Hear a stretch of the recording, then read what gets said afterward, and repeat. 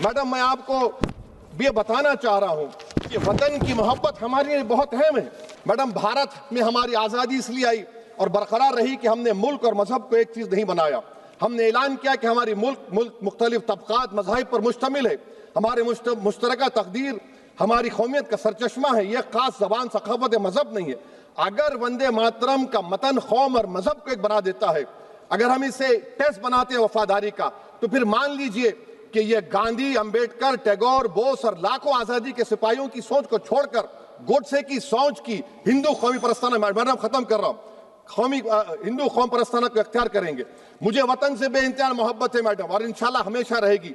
मगर बावजूद इसके कि मेरी मस्जिद, मेरी इबादत गाह, मेरे कपड़े, मेरे कारोबार पर हमले होते, मगर मैं फिर भी कहता हूं कि वतन मेरा, हर वतन को हम छोड़कर नहीं जाएंगे।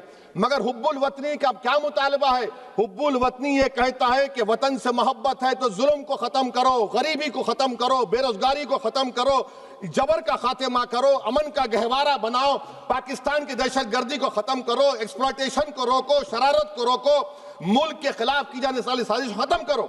मैडम, भारत एक चमन है जहां पर हर फूल को खिलना चाहिए, और अगर कोई इस फूल के, अगर पूरे फूल खिलेंगे तो उसकी खुशबू से ये वतन मौतर होगा। मगर अगर इस चमन का माली ये कहेगा कि एक ही फूल खिलेगा, तो मैं जिम्मेदारी के साथ कह रहा हूं, अगर एक ही फूल खिलेगा तो वो सहरा बन जाएगा और माली माली नहीं रहेगा, वो जल्लाद कहलाएगा। तो इसीलिए मैडम, हम उम्मीद करते हैं कि हुकूमत इस पर जोर जबर ना करे।